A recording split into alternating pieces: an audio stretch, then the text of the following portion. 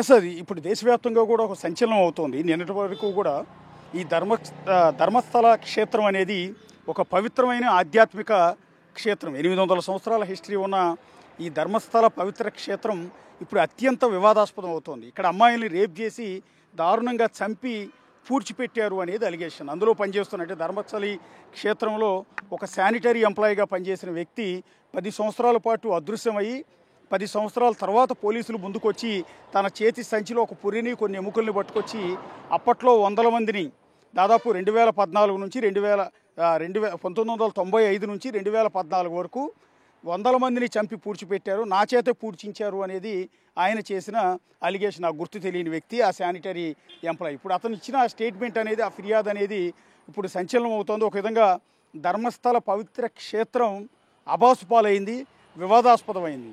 So ఇక్కడ రకరకాల ఊహాగానాలు ఉన్నాయి. 100 మందిని కాదు 400 మంది 50 మందికి పైగా చంపారు అనేది ఇంకొక అలిగేషన్. సో ఈ అలిగేషన్స్ నేపథ్యంలోనే కర్ణాటక ప్రభుత్వం ముఖ్యమంత్రి సిద్ధరామయ్య విచారణ కోసం 4 ఐపీఎస్ అధికారులతో ఒక సిట్ని నియమించారు. ఆ సిట్ కూడా గత 10 రోజులుగా పనిచేస్తోంది. ఎవరైతే ఈ 100 మందిని చంపి పూడ్చిపెట్టానని తన చేత పూడ్చిపెట్టించారని ఆరోపించిన శానిటరీ ఎంప్లాయీ ఉన్నారో ఆ ఎంప్లాయీని ఇక్కడికి తీసుకొచ్చి ఎక్కడెక్కడ పూడ్చిపెట్టావో నీ అనుమానాలు ఏంటో చెప్పమని ఆ సిట్ బృందం, ఐపీఎస్ల బృందం అతన్ని అడిగిన నేపథ్యంలో ఆ వ్యక్తి దాదాపు ఒక 16 లొకేషన్స్ చూపించాడు. ఎంటైర్ ధర్మస్థలి పవిత్ర క్షేత్రం ఎక్కడైతే ఉందో దాని పక్కనే దాన్ని ఆనుకుని ఉన్న 16 లొకేషన్స్ చూపించాడు. ఆ 16 లొకేషన్స్లో నేను చంపి పూడ్చిపెట్టాను అనేది. ఇదిగో మనకు ఎదురుగా కనిపిస్తుంది, ఇప్పుడు నేను చూపిస్తున్నాను, నేత్రావతి నది. సో నేత్రావతి నది విశిష్టత అందరికీ తెలిసిందే, దాని పవిత్రత అందరికీ తెలిసిందే. నేత్రావతి నది తీర ప్రాంతంలోనే, అంటే ఒడ్డు మీదే ఇప్పుడు మనం మాట్లాడుకుంటున్న ఈ ధర్మస్థల పవిత్ర క్షేత్రం అనేది ఏర్పడింది 800 సంవత్సరాల క్రితం. మంజునాథ క్షేత్రంగా దీన్ని పిలుస్తారు. శివుడికి అంకితం ఇచ్చిన దేవాలయం. దీనితో పాటు ఇటు హిందూ జైన మతాల సమ్మేళనం, అంటే ఇది జైనుల ఆధ్వర్యంలో, అంటే హెగ్డేల ఆధ్వర్యంలో ఈ ఆలయం నిర్వహించబడుతుంది. సో హిందూ పూజారులే పూజలు అయితే నిర్వహిస్తారు. కానీ ఇక్కడ జైన హిందూ సమ్మేళనం అనేది దేశంలో ఎక్కడా ఉండదు, ఏ దేవాలయంలో కూడా. హిందూ మతం వేరు, జైన మతం వేరు, కానీ రెండు కలయిక. అంటే ఒక హిందూ దేవాలయాన్ని జైనులు నిర్వహించడం అనేది బహుశా ఇక్కడ మాత్రమే జరుగుతూ ఉంటుంది. ఇక్కడ 36 అడుగుల బాహుబలి విగ్రహం కూడా ఉంటుంది, జైన తీర్థంకర ఆలయం ఉంటుంది, కుమారస్వామి ఆలయం ఉంటుంది, కన్యాకుమారి ఆలయం ఉంటుంది. అత్యంత పవిత్రమైన క్షేత్రం, దేశంలోనే అతి పవిత్రమైన పుణ్యక్షేత్రాల్లో ఇదొకటిగా భావిస్తారు. సో ఈ క్షేత్రం అంతా కూడా మనకు ఎదురుగా కనిపిస్తున్న నేత్రావతి నది. సో ఈ నేత్రావతి నది అంటే నిన్న మొన్నటి వరకు ఎంతో పవిత్రంగా భావించేవారు. అలాంటి నేత్రావతి కొన్ని వందల మంది జనాల రక్తంతో తడిసింది. కొన్ని వందల శవాలు ఈ నదిలోంచి కొట్టుకెళ్ళిపోయాయి. ఇంకొంతమందిని ఈ నది ఒడ్డుని పూడ్చిపెట్టారు అనేది ఇప్పుడు వస్తున్న ఒక అభియోగం, ఒక ఆరోపణ. ఈ ఆరోపణ నేపథ్యంలోనే ప్రస్తుతం ఈ నేత్రావతి నది ఒడ్డు మీదే ప్రస్తుతం ఐపీఎస్ల బృందం, అంటే ఒక సిట్ బృందం దర్యాప్తు చేస్తోంది. ఎవరైతే ఆరోపించిన శానిటరీ ఎంప్లాయీని తీసుకొచ్చి ప్రస్తుతం నది ఒడ్డున అతను చెప్పిన లొకేషన్స్లో దాదాపు 16 లొకేషన్స్ చెప్పాడు. 16 లొకేషన్స్ని మార్కింగ్ చేసి అక్కడ నంబర్లు ఏర్పాటు చేసి అక్కడ ప్రొక్లైనర్లు మనుషులు తీసుకొచ్చి 10 అడుగుల లోతు వరకు తవ్వుతూ ఉన్నారు. మొదటి 5 లొకేషన్స్లో, ఆ వ్యక్తి చూపించిన 5 లొకేషన్స్లో ఎక్కడ శవాల ఆనవాళ్ళు దొరకలేదు. కానీ 6వ లొకేషన్లో మాత్రం ఒక మనిషి పుర్రే, ఎముకలు మాత్రం దొరికాయి. 5వ లొకేషన్లో ఒక వ్యక్తికి సంబంధించిన పాన్ కార్డు, డెబిట్ కార్డు దొరికాయి. ఆ వ్యక్తి గతంలోనే చనిపోయినట్టుగా తర్వాత ఎంక్వైరీలో తేలింది. సో ఇప్పుడు 6వ లొకేషన్లో దొరికిన ఆ పుర్రే ఎముకలను బట్టి అతను చెప్పిన దానిలో కొంత వాస్తవమే ఉంది, లేకపోతే ఇక్కడ ఎముకలు పుర్రెలు ఎందుకు ఉంటాయి అనేది ఇప్పుడు భావిస్తూ ఉన్నారు. సో అతన్ని తీసుకొచ్చి ప్రతిరోజు కూడా ఇక్కడ అతను చెప్పిన లొకేషన్స్ అన్నింటిలో కూడా తవ్వకాలు జరుపుతూ ఉన్నారు. ఇప్పుడు అతను చెప్పినట్టుగా నిజంగా 100 మంది ఎముకలు కనుక అక్కడ దొరికితే, అస్థిపంజరాలు కనుక దొరికితే ఇది దేశంలోనే అత్యంత దారుణమైన విషయం అవుతుంది, అత్యంత వివాదాస్పదమైన అంశం అవుతుంది. ప్రస్తుతం నేను ఇక్కడ లొకేషన్స్లో అసలు వాస్తవాలు ఏంటి, రకరకాల ఊహాగానాలు, రకరకాల ప్రచారాలు, రకరకాల విశ్లేషణలు, ఎవరిష్టం వచ్చినట్టు వాళ్ళు ప్రచారం చేస్తున్నారు ఈ క్షేత్రం మీద. నిజంగా ఆ వ్యక్తి చెప్పిన దాంట్లో వాస్తవం ఎంత, నిజంగానే జరిగాయా ఇవన్నీ కూడా. ఎందుకు అంటే ఇక్కడ దారుణాలు జరుగుతున్నాయని, 100 మందిని చంపేశారని కొంతమంది యూట్యూబర్లు రకరకాల విశ్లేషణలు, కథనాలు ప్రసారం చేసిన నేపథ్యంలో వాళ్ళ యూట్యూబ్ ఛానల్ను కూడా క్లోజ్ చేయించారు, వాళ్ళ మీద కేసులు కూడా పెట్టించారు. కాకపోతే ఎందుకు ఇవాళ ధర్మస్థల పుణ్యక్షేత్రంలో ఇప్పుడు పోలీసులు రావాల్సి వచ్చింది? ప్రస్తుతం ఆ పుణ్యక్షేత్రంలో AK-47 గన్స్ పట్టుకుని పోలీసుల్ని మీరు ఎదురుగా దృశ్యంలో చూడొచ్చు. నేత్రావతి నది ఒడ్డు మీద ఇక్కడ పోలీసులు ఎందుకు నిలబడాల్సి వచ్చింది? భక్తులతో కలకలలాడాల్సిన ఒక పవిత్రమైన ఆధ్యాత్మిక పుణ్యక్షేత్రంలో ఈ విధంగా పోలీసులు AK-47లు ఎందుకు ఉన్నాయి అని అడిగితే ఇదిగో ఆ వ్యక్తి ఎవరైతే శానిటరీ ఎంప్లాయ్ చూపించిన లొకేషన్స్ అన్నిట్లో కూడా పటిష్టమైన భద్రత బందోబస్తు మధ్య తవ్వకాలు చేస్తున్నారు. గత 4 రోజులుగా తవ్వకాలు అనేవి చేస్తూ ఉన్నారు. సరే, ధర్మస్థల పవిత్ర పుణ్యక్షేత్రం కదా, ఎవరో వ్యక్తి చెప్తే నమ్మటం ఏంటి, అలా జరిగి ఉంటుందా, దానికి ఆస్కారం ఉందా అనే అనుమానాలు కూడా చాలామందికి రావచ్చు. దానికి ఎందుకు అనుమానాలు వచ్చాయంటే గతంలో జరిగిన అనేక ఇన్సిడెంట్స్, ఈ ధర్మస్థల పవిత్ర క్షేత్రం ఈ చుట్టుపక్కల గ్రామాల్లో అనేక మందిని చంపటం, అనేక నేరాలు జరగటం, అత్యాచారాలు జరగటం, వీటన్నిటి నేపథ్యంలో ఇప్పుడు ఆ వ్యక్తి చెప్పింది నిజమే అయి ఉండొచ్చు అనేది. పర్టికులర్గా అనన్య భట్ అనే ఒక స్టూడెంట్ మరణం, ఈ ధర్మస్థల క్షేత్రానికి వచ్చి ఆ తర్వాత అత్యాచారానికి గురై ఆమె చనిపోవటం ఒకటి. ఆ తర్వాత రీసెంట్గా ఇంకో 17 ఏళ్ల అమ్మాయి సౌజన్య అనే ఇదే ధర్మస్థల గ్రామానికి సంబంధించిన మరొక యువతి ఇదే ఆధ్యాత్మిక క్షేత్రం పక్కన అత్యాచారానికి గురై ఆమె డెడ్ బాడీ దొరికింది. సో సౌజన్యకి న్యాయం చేయాలి, సౌజన్యను అత్యాచారం చేసి చంపింది ఎవరో తేలాలి అని ఎన్నో ఏళ్లుగా స్థానికులంతా కూడా పోరాటం చేస్తున్నారు. ఇక వీరితో పాటు 1979 నుంచి 1979 నుంచి ఈ నేరాల పరంపర, అత్యాచారాల పరంపర ఈ క్షేత్రంలో జరుగుతున్నాయి. కాబట్టే కొన్ని వెలుగులోకి వచ్చాయి, కొన్ని వెలుగులోకి రాలేదు. కొంతమంది మనుషులు ఇక్కడికి వచ్చిన వాళ్ళకి కనపడలేదు, ఏమైపోయారో కూడా తెలియదు. సో ఇక్కడ చదువుకోవటానికి వచ్చిన వాళ్ళు అంటే ఈ పవిత్ర క్షేత్రానికి సంబంధించిన ఆ కాలేజీల్లో చదువుకోవటానికి వచ్చిన అమ్మాయిలు కూడా మిస్ అయిపోయారు, వాళ్ళ డెడ్ బాడీస్ కూడా దొరకలేదు. సో ఇప్పుడు ఈ వ్యక్తి చెప్తున్నది ఏంటంటే అలా వచ్చిన టూరిస్టుల పైన అత్యాచారాలు చేసి వాళ్ళని చంపి ఇక్కడ పూడ్చిపెట్టాననేది అతను చెప్తున్నమాట. ఇప్పుడు అతను ఇచ్చిన లొకేషన్స్లో ఒక లొకేషన్ దగ్గర ప్రస్తుతం నేను ఉన్నాను, అందుకని పోలీసులు కూడా ఇక్కడ కాపలాగా ఉన్న దృశ్యాలు మీరు చూడొచ్చు. ఎవరైతే ఆ శానిటరీ ఎంప్లాయ్ ఉన్నారో ఆ ఎంప్లాయ్ చూపించిన ఒక లొకేషన్ మీకు ఎదురుగా చూపిస్తున్నాను. కరెక్ట్గా నేత్రావతి నది ఒడ్డు పైన ఆ చెట్లన్నీ కూడా క్లియర్ చేసి కొమ్మలని నరికి మార్కింగ్ చేశారు. మీరు ఆ ప్రదేశం మొత్తాన్ని చూస్తే ఇది ఒక లొకేషన్. సో ఈ లొకేషన్లో కూడా ఇవాళ తవ్వకాలు చేపట్టబోతున్నారు. ప్రొక్లైనర్ తీసుకొచ్చి మనుషులు తీసుకొచ్చి ఈ నేత్రావతి ఒడ్డు మీద ఉన్న ఈ స్పాట్లో ఇదంతా కూడా తవ్వకాలు చేస్తున్నారు. దానికోసం ఇప్పటికే క్లియర్ చేసిన దృశ్యాలన్నీ కూడా చూడొచ్చు. చెట్లు కొమ్మలన్నింటినీ కూడా పూర్తిగా నరికి వేశారు. మొత్తం చుట్టుపక్కల ప్రాంతం అంతా కూడా క్లీన్ చేశారు. ఇక్కడ ఒక మార్కింగ్ ఏర్పాటు చేశారు. ఈ మార్కింగ్లోనే ఇక్కడే మేము సవాళ్ళను పూడ్చిపెట్టామని ఆ అజ్ఞాత వ్యక్తి, ఆ శానిటరీ ఎంప్లాయ్ ఇచ్చిన ఆ వాంగ్మూలం ఆధారంగా, ఇచ్చిన కేసు ఆధారంగా ప్రస్తుతం ఈ లొకేషన్లో తవ్వకాలు చేస్తున్నారు. నిన్న మొన్నటి వరకు దాదాపు 5-6 లొకేషన్స్లో తవ్వకాలు జరిపారు. అవన్నీ కూడా పూర్తిగా కొంచెం లోపలికంటే ధర్మస్థల క్షేత్రం పక్కనే ఉన్న అటవీ ప్రాంతంలో తవ్వకాలు చేశారు. ఇది మాత్రం క్లియర్గా నేత్రావతి నది ఒడ్డు మీద, అది కూడా రోడ్డు పక్కన. మరి కాసేపట్లోనే ఇక్కడికి సిట్టు బృందం రాబోతోంది. ఇక్కడ తవ్వకాలు చేపట్టబోతున్నారు.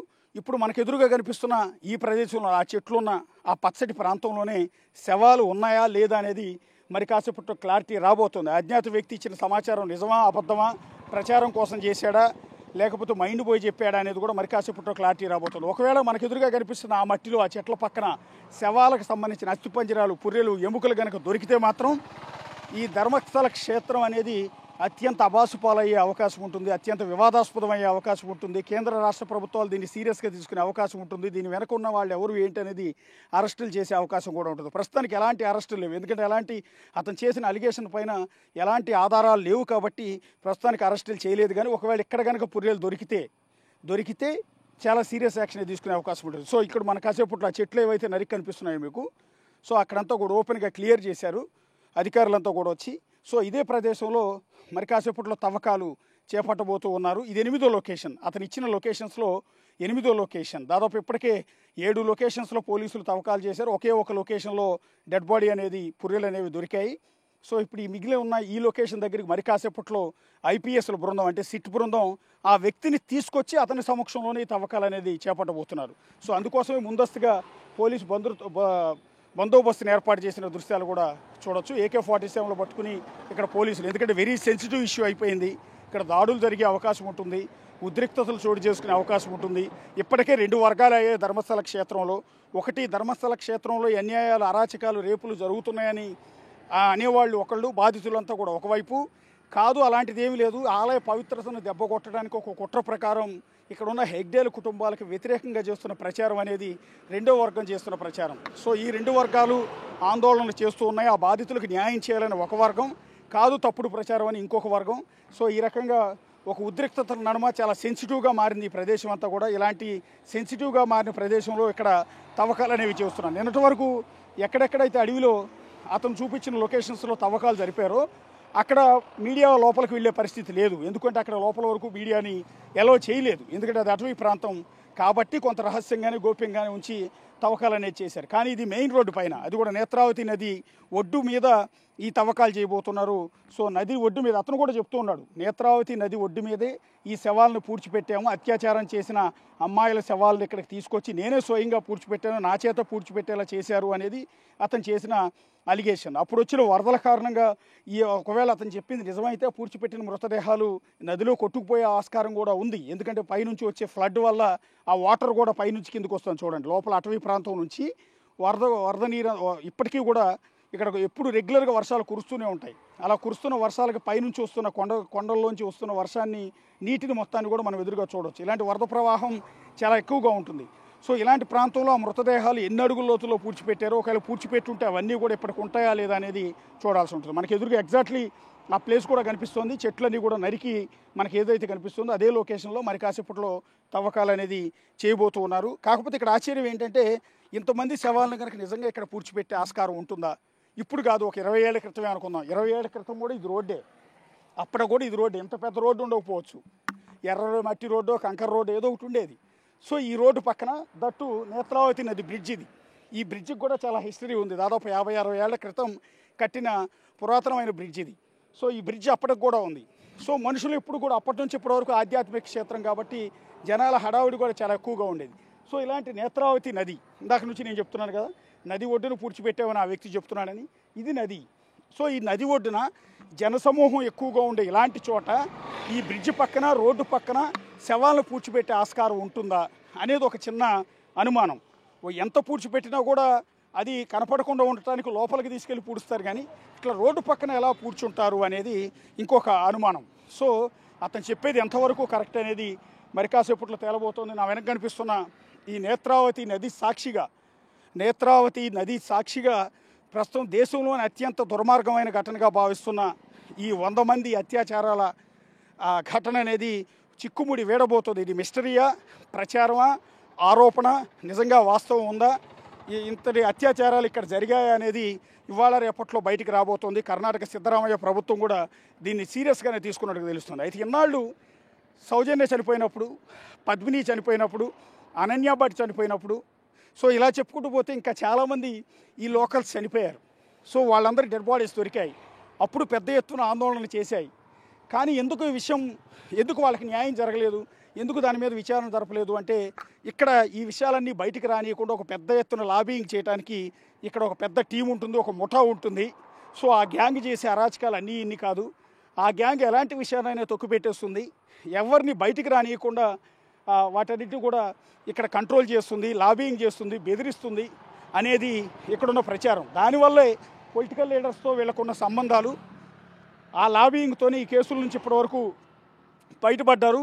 కానీ ఇన్నాటికి ఇప్పుడు సొసైటీ నుంచి కొంత వ్యతిరేకత వచ్చింది. పర్టికులర్గా ధర్మస్థల గ్రామ ప్రజల నుంచి వ్యతిరేకత అనేది వచ్చింది. సో ఈ నేపథ్యంలోనే, ఈ ప్రెషర్ నేపథ్యంలో వీళ్ళు తప్పించుకునే ఆస్కారం లేకుండా పోతోంది అనేది ఇప్పుడు జరుగుతున్న ప్రచారం. సో ఇప్పటికైనా నిజాలు బయటకు వస్తాయా, చనిపోయిన అనన్య భట్కి, సౌజన్యకి, ఇంకెంతోమందికి న్యాయం జరుగుతుందా అనేది ఇప్పుడు చూడాల్సిన పరిస్థితి ఏర్పడుతుంది. ఇదిగో చూడండి, మొత్తం బస్సులన్నీ కూడా, కర్ణాటక బస్సుల హడావిడి అంతా కూడా మీకు ఎక్కువగా ఉంది. అత్యధికమైన ఫ్లో ఉన్న ప్రాంతం ఇది. ఈ ప్రాంతంలో ఈ నది ఒడ్డున ఈ రోడ్డు పక్కన శవాలను పూడ్చిపెట్టానని చెప్పడంలో కొంత ఆశ్చర్యం కనిపిస్తోంది.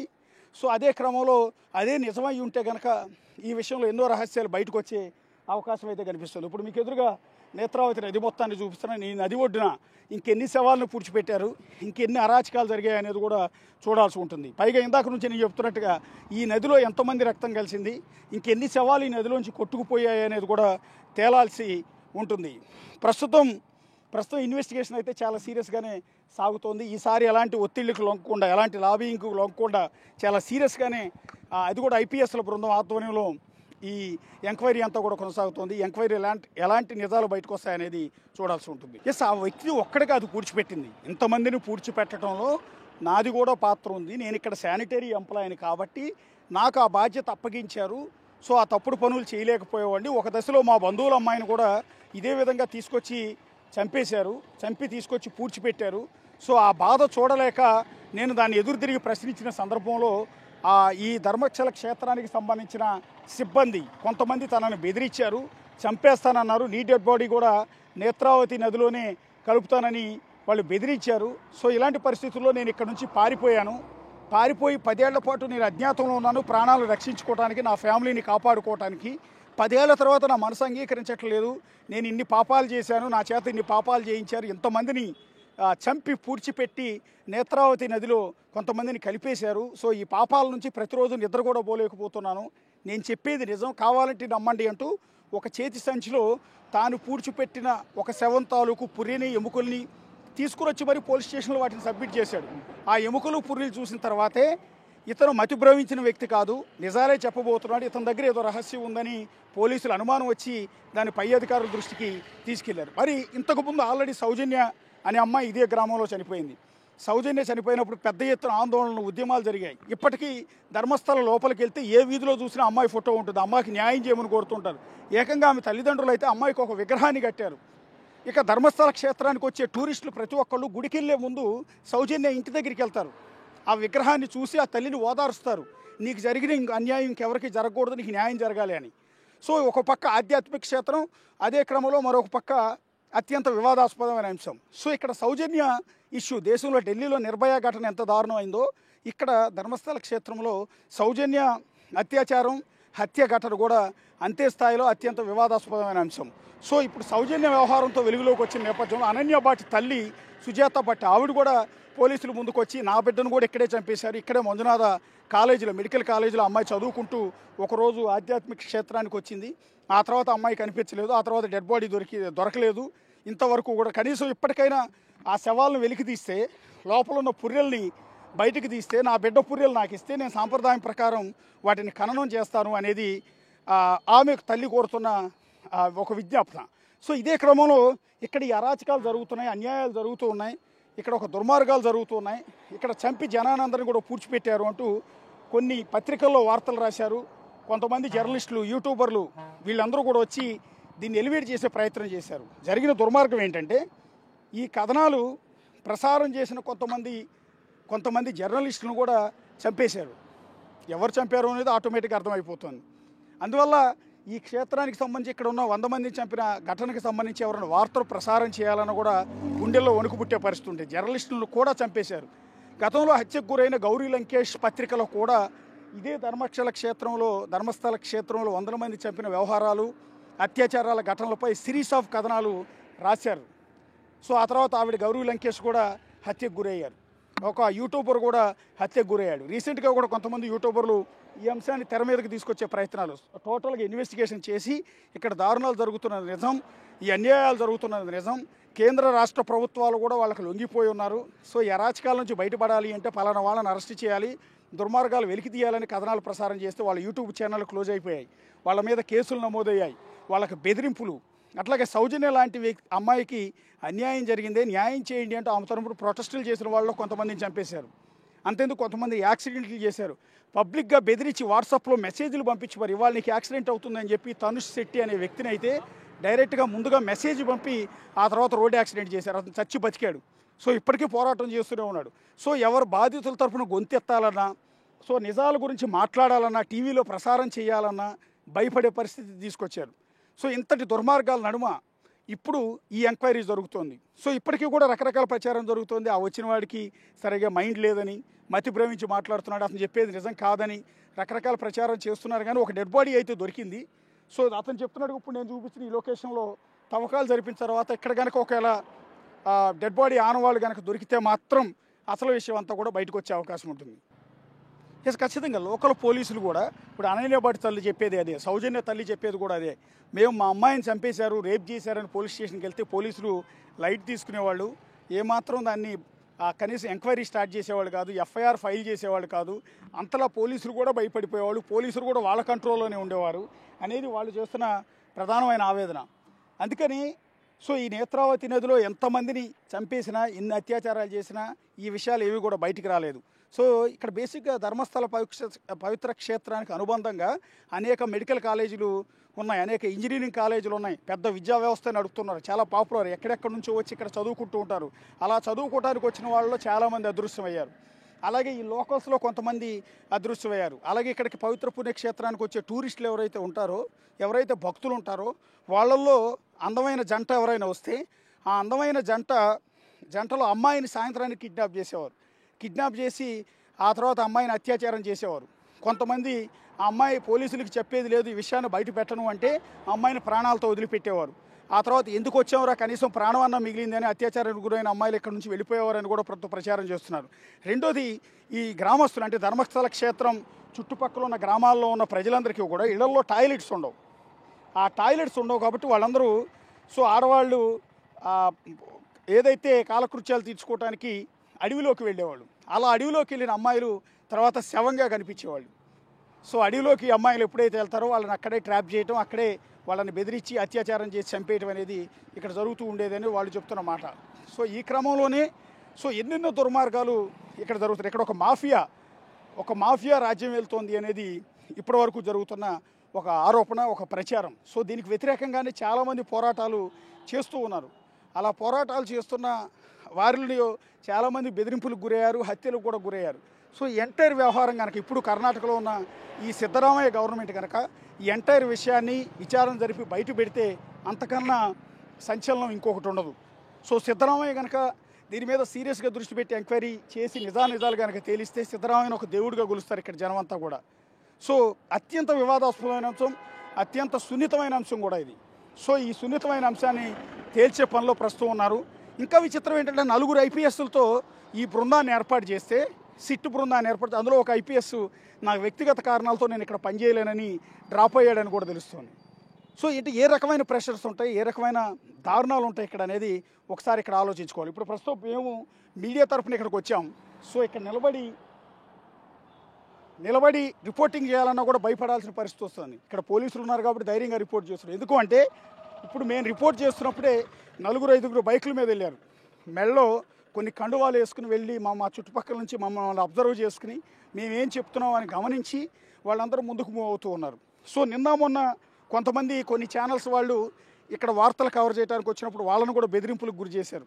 కొంతమంది స్థానికులను వాళ్ళ మీదకు పంపించి మీరు వచ్చి మా క్షేత్రాన్ని బదనాం చేస్తున్నారని, మీ టీఆర్పీల కోసం ప్రచారం కోసం తప్పుడు వార్తలు ప్రసారం చేస్తున్నారని వాళ్ళను కూడా బెదిరించే పని చేశారు. అందుకని మేము ఇక్కడికి వస్తూ ఉంటే చాలామంది మాకు వార్నింగ్ ఇచ్చారు, జాగ్రత్త, జనాలతో కాకుండా సింగిల్గా ఉండి రిపోర్టింగ్ చేసే ప్రయత్నాలు చేయొద్దు, ఈ నేత్రావతి నదిలోని మీ డెడ్ బాడీ కూడా తేలిపోయే అవకాశం ఉంటుంది, చాలా జాగ్రత్తగా ఉండండి భయపెట్టారు. ఇలాంటి భయాల నడిమి మేము కూడా రిపోర్ట్ చేయాల్సి వస్తుంది. అంత ఈజీగా అయితే లేదు ఇక్కడంతా కూడా. ఎందుకంటే ఇక్కడ లోకల్ మీడియా ఇక్కడ వార్తలు కవర్ చేయదు. అందుకే మీడియా మీద వాళ్ళందరికీ కూడా నమ్మకం పోయింది. అందుకే బయట ప్రాంతాల నుంచి వచ్చే మీడియా అంటే నేషనల్ మీడియా మీదే వాళ్ళందరూ కూడా ఆశలు పెట్టుకుని ఉన్నారు. ఎందుకంటే లోకల్ మీడియా అంతా కూడా ఈ భయంతో ఎక్కడ వార్తలు కవర్ చేయటం లేదు. పర్టికులర్గా లోకల్ శాటిలైట్ ఛానల్స్ కంటే కూడా యూట్యూబ్ ఛానల్స్ వాళ్ళు చాలా ధైర్యంగా వచ్చి ఇక్కడ ఇన్వెస్టిగేషన్ చేసి ఇక్కడ నిజాలన్నింటినీ కూడా బయట పెట్టే ప్రయత్నాలు చేశారు. వాళ్ళను కూడా చంపేసిన పరిస్థితి కనిపించింది. ఈ నేపథ్యంలో ఒక భయం క్రియేట్ అయింది, ఒక వణుకు పుడుతోంది. దీని గురించి ఒక వార్త కవర్ చేయాలి అంటే ఒక వణుకు పుట్టే పరిస్థితి. అలాంటి పరిస్థితుల్లో లోకల్ మీడియా అంటే కన్నడ మీడియా ఎక్కడా కూడా దీన్ని ఫోకస్ చేసే పరిస్థితి కానీ ఈ వార్తలను ప్రసారం చేసే పరిస్థితి కానీ లేదు. అందుకే స్థానికుల్లో పర్టికులర్గా బాధితుల్లో నమ్మకం పోయింది, ఒక నిరాశ, ఒక నైరాశ్యం వాళ్ళందరిలో కూడా ఏర్పడి మాకెవరు ఏమీ న్యాయం చేయరు. ఇప్పటిది కూడా కనీసం ఈ తవ్వకాలకు సంబంధించిన అంశం, ఈ అజ్ఞాత వ్యక్తి వచ్చి వందల మందిని పూడ్చిపెట్టామని చెప్పిన వ్యవహారం కూడా లోకల్ మీడియాలో పెద్దగా ఎలివేట్ కావటంలా. ఎందుకంటే కేవలం భయం. ఆ భయంతోనే ఇప్పుడు ప్రస్తుతం ఇక్కడ చూడండి, నేను ఒక్కడే ఉన్నాను. ఇంత సెన్సేషన్ ఇష్యూ, ఇక్కడ పోలీసులు ఉన్నారు, ఐపీఎస్ అధికారులు ఇక్కడికి వచ్చి మరి కాసేపట్లో తవ్వకాలు చేస్తున్నారు. ఎంత పెద్ద సెన్సేషన్ ఇష్యూ. ఒకవేళ డెడ్ బాడీస్ ఉంటే ఒక పెద్ద సంచలనం, డెడ్ బాడీస్ కాదు, డెడ్ బాడీస్ లేవు, అతను చెప్పింది అబద్ధం అయి ఉంటే ఇంకో పెద్ద సెన్సేషన్ ఇష్యూ. ఏదైనా కూడా మీడియాకి ఒక పెద్ద సెన్సేషనల్ న్యూస్ అది. కానీ ఎవరు మీడియా లేదు, కేవలం ఎక్కడో హైదరాబాద్ నుంచి వచ్చిన తెలుగు మీడియాకి సంబంధించిన నేనొక్కడిని, పోలీసులు తప్ప, లోకల్ కర్ణాటక పోలీసులు తప్ప ఇంకెవరూ లేరు మీడియా. ఎందుకు అంటే భయం. ఇక్కడ జాగ్రత్తలు తీసుకోమని చెప్తూ ఉన్నారు. ఎవరైనా వాళ్ళ మనుషులు కిడ్నాప్ చేసి పట్టుకెళ్ళిపోతారని చెప్తూ ఉన్నారు. వాళ్ళకి వ్యతిరేకంగా, వాళ్ళకి అగైనెస్ట్గా ఏమైనా కథనాలు ఉంటే ఎట్టి పరిస్థితుల్లో వాళ్ళు ఉపేక్షించేది ఉండదు, ఊరుకునేది ఉండదు. కాబట్టి మీ ప్రాణాలకు జాగ్రత్త, మీ ప్రాణాలకు గ్యారంటీ ఉండదని వాళ్ళందరూ వార్నింగ్లు ఇస్తున్నారు. ఇలాంటి పరిస్థితుల్లో ప్రస్తుతం మేము ఇక్కడ ఉన్నాం, అది కూడా పోలీసులు ఉన్నారు కాబట్టి ఇక్కడ కొంత ధైర్యంగా, ఎందుకంటే ఊళ్ళోకి రావాలంటే భయం వేసింది. ఇంకో క్రమంలో మీడియా వాళ్ళు ఎవరు కూడా ఒకవేళ వచ్చినా ఇక్కడ ఎవరు కూడా స్టే చేయొద్దు, రాత్రిపూట బస చేయొద్దు, ఉదయం కవర్ చేసి పోలీసులు ఉన్న చోట కవర్ చేసి మీరు వెళ్ళిపోండి. మీ చుట్టూ ఎవరెవరైతే బయట ప్రాంతాల నుంచి వచ్చిన మీడియా వాళ్ళు ఉన్నారో వాళ్ళందరి మీద కూడా కన్నేసి ఉంచుతారు. వాళ్ళ కోసం ప్రత్యేకంగా ఒక టీంని ఇస్తారు. టీంని ఇచ్చి వాళ్ళు ఏమేమి చెప్తున్నారు దాన్ని అవసరమైతే ట్రాన్స్లేట్ చేసుకుని మనకు వ్యతిరేకంగా కథనాలు చెప్తూ ఉంటే, ప్రసారం చేస్తూ ఉంటే వాళ్ళని ఇమీడియట్గా కిడ్నాప్ చేయడం, బెదిరించడం లాంటి చేయమని కూడా ఆదేశాలు ఇచ్చారని వార్నింగ్లు ఇస్తూ ఉన్నారు. సో ఇలాంటి పరిస్థితుల్లో మేము ఇక్కడ పోలీస్ టీమ్స్ ఉన్నాయి చూడొచ్చు, పోలీసు బృందాలు ఇంకా వస్తూ ఉన్నారు. సో ఈ దర్యాప్తులో భాగంగా ఇక్కడ తవ్వకాలు చేస్తున్నారు. మరి కాసేపట్లోనే ఇప్పుడు నేను చూపించిన ఈ లొకేషన్లో మరి కాసేపట్లో తవ్వకాలు చేస్తున్నారు. అతను ఐడెంటిఫై చేసిన 8వ లొకేషన్ ఇది. ఇప్పటికీ 6 లొకేషన్స్లో తవ్వకాలు చేశారు. 6వ లొకేషన్లో అయితే కొన్ని అస్థిపంజర పుర్రె దొరికింది. సో ఇది 7వ లొకేషన్లో ప్రస్తుతం తవ్వకాలు చేస్తున్నారు. మరి కాసేపట్లో ఇక్కడికి వచ్చి 8వ లొకేషన్లో ప్రస్తుతం ఆ చెట్లు నరికేస్తున్న ఈ ప్రాంతంలో మరి కాసేపట్లో నేత్రావతి నది ఒడ్డు మీద తవ్వకాలు అనేవి చేస్తున్నారు. ఇప్పటికే పోలీసు బృందం కూడా వచ్చి ఆ లొకేషన్ మొత్తం కూడా చూపిస్తున్న దృశ్యాలని మీరు చూడొచ్చు. సో దీనికి సంబంధించి ముందస్తు ఏర్పాట్లన్నీ కూడా చేస్తూ ఉన్నారు. ఎలా తవ్వకాలు జరపాలి, ఎలా వచ్చే ఈ రోడ్డు మీద ట్రాఫిక్ని ఆపాలా, లేకపోతే యథావిధిగా ఉంచేసి మనం తవ్వకాలు జరుపుకోవచ్చా, మీడియాని రానియచ్చా లేదా అన్న దాని మీద ముందస్తుగా కొంత అబ్జర్వ్ చేస్తున్న పరిస్థితి మనం ఒకసారి చూడొచ్చు. Very very very very sensitive issue, భక్తుల మనోభావాలతో ముడిపడి ఉన్న అంశం, దేశవ్యాప్తంగా ఒక సంచలనం సృష్టిస్తున్న, అలజడి సృష్టిస్తున్న అంశం కాబట్టి పోలీసులు కూడా ఆచితూసి వ్యవహరిస్తున్నారు, చాలా జాగ్రత్తగా డీల్ చేస్తూ ఉన్నారు. ఇక్కడ ఉన్న లోకల్ ట్రాఫిక్ పోలీసులు, ఇక్కడ పోలీసులందరినీ కూడా మీరు ఎదురుగా దృశ్యాల్లో చూడొచ్చు. సో మరి కాసేపట్లో ఇదే లొకేషన్లోకి ఐపీఎస్ల బృందం రాబోతోంది. ఎవరైతే ఆరోపణలు చేశాడో, ఇక్కడ శవాలను పూడ్చిపెట్టారని చెప్పాడు, ఆ వ్యక్తిని కూడా ఇక్కడికి ఇదే స్పాట్కి తీసుకురాబోతున్నారు. సో మరి కాసేపట్లో అంటే తవ్వకాలు ప్రారంభించిన తర్వాత ఈ రోడ్డు మీద వాహనాలను అలో చేస్తారో లేదో తెలియదు. మీడియా ప్రతినిధులమైన మమ్మల్ని ఇక్కడ ఉంచుతారో లేదో కూడా గ్యారంటీ లేదు. ఇంకా స్టార్ట్ కాలేదు కాబట్టి ప్రస్తుతం ఇక్కడ నుంచి అయితే మేము రిపోర్ట్ చేయగలుగుతున్నాం. ఎస్, ప్రస్తుతానికైతే పోలీసులు ఇది వెరీ సెన్సిటివ్ ఇష్యూ కాబట్టి పూర్తి వివరాలు బయట పెట్టట్లేదు. అందులోనూ ఐపీఎస్ల బృందం ఈ ఇన్వెస్టిగేషన్ అంతా కూడా చేస్తోంది. వాళ్ళు ప్రతి విషయాన్ని బయటికి లీక్ చేయట్లేదు. ప్రస్తుతానికి మనకు వచ్చిన సమాచారం ఏంటంటే 5 స్పాట్లో ఏమీ దొరకలేదు, తవ్వారు. 5 నుంచి 6 అడుగుల వరకు తవ్వారు, కొన్ని చోట్ల 10 అడుగుల వరకు కూడా ప్రొక్లైనర్ తీసుకెళ్ళి మరీ తవ్వారు, కానీ అక్కడ ఏం ఆనవాళ్ళు దొరకలేదు. 5వ లొకేషన్లో ఒక డెబిట్ కార్డు, ఒక పాన్ కార్డు దొరికింది. ఒక డెబిట్ కార్డు అయితే ఒక మహిళది, పాన్ కార్డు అయితే ఒక సురేష్ అనే వ్యక్తిది. ఆ వ్యక్తి కొన్నేళ్ల క్రితమే చనిపోయాడు.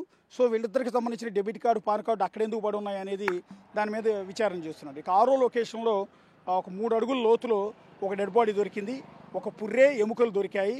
అది కూడా అమ్మాయిది కాదు, పురుషుడిదని చెప్తూ ఉన్నారు. ఇతను చెప్తున్నది ఏంటంటే 100 మందికి పైగా అమ్మాయిలని, అందులో వయసులో ఉన్న అమ్మాయిలని రేప్ చేసి పూడ్చిపెట్టాము అనేది ఇతను చెప్తున్న అలిగేషన్. కానీ అక్కడ దొరికింది ఒక మగ వ్యక్తి పుర్రే ఎముకలు.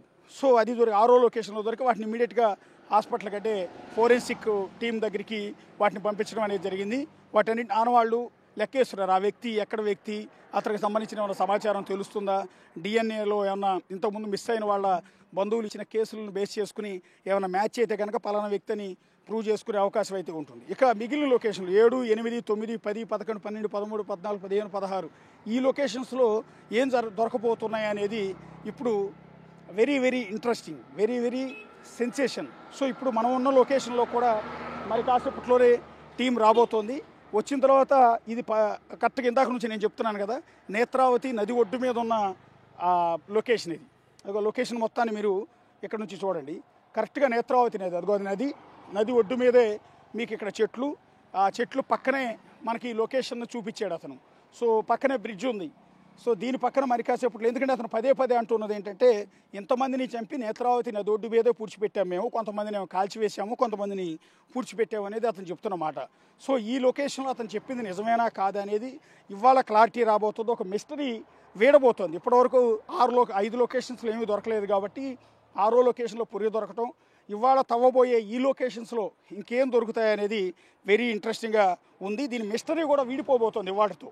అతను చెప్పింది నిజమా అబద్ధమా, ధర్మస్థల క్షేత్రంపై వస్తున్న ఆరోపణలు నిజమా అబద్ధమా, ఇవన్నీ కూడా క్లారిటీ రాబోతున్నాయి. సరే, ఇక్కడంటే వీళ్ళని పూడ్చిపెట్టలేదు, దొరకలేదు అనుకుందాం. మరి సౌజన్యని ఎవరు చంపారు, ఎవరు అత్యాచారం చేశారు, పద్మినిని ఎవరు చంపారు, ఎవరు అత్యాచారం చేశారు? పద్మిని అనే టీచర్, ఆవిడికి ప్రమోషన్ రాలేదని ప్రశ్నించినందుకు ఆమెని దారుణంగా హింసించి 56 రోజుల పాటు ఆ తర్వాత ఆమెని అత్యాచారం చేసి చంపి ఈ పక్కనే చెట్ల మధ్యలో ఆమె డెడ్ బాడీ పడేశారు 1986లో, ఇప్పుడు కాదు 86లో. సో ఆ తండ్రి అప్పటి నుంచి న్యాయం కోసం పోరాడుతూనే ఉన్నాడు. ఈ క్షేత్రం మీద ఆరోపణలు చేస్తున్నాడు, క్షేత్రాన్ని నిర్వహిస్తున్న వ్యక్తుల మీద ఆరోపణలు చేస్తున్న అతనికి న్యాయం దక్కల. చివరికి తన కూతుర్ని కాల్చివేయకుండా, అంటే ఏదైతే మనం అంత్యక్రియలు చేసేటప్పుడు దహనం చేయకుండా ఆమె డెడ్ బాడీని ఈరోజు కూడా అక్కడ పూడ్చిపెట్టాడు. వాళ్ళ సాంప్రదాయాలకు విరుద్ధంగా అమ్మాయి డెడ్ బాడీని పూడ్చిపెట్టాడు. అక్కడ ఒక సమాధి కట్టాడు. ఎందుకు కట్టాడు అంటే ఏదో ఒక రోజు న్యాయం జరగబోతుందా, ఏదో ఒక రోజు ప్రభుత్వాలు విచారణకు ఆదేశించకపోతాయా, ఆ రోజు నా కూతురు డెడ్ బాడీని పైకి తీసి, అంటే అస్థిపంజరాలు వాటిని బయటికి తీసి ఎంక్వైరీ చేయకపోతారా అని ఆనవాళ్ళు ఉంచాలన్న ఉద్దేశంతో తన కూతురు మృతదేహాన్ని దహనం చేయకుండా పూడ్చిపెట్టారు. ఆ సమాధి కూడా ఇదే ఊళ్ళో ఉంది. ఒకసారి అక్కడ కూడా వెళ్దాం. ఇక సౌజన్య అనే అమ్మాయి 17 ఏళ్ల అమ్మాయి అత్యంత దారుణంగా అత్యాచారానికి గురైంది. సో ఆ అమ్మాయి డెడ్ బాడీ కూడా ఇదే అడవిలో, ఇదే చెట్ల మధ్యలో దొరికింది, నేత్రావతి నది ఒడ్డు మీదే.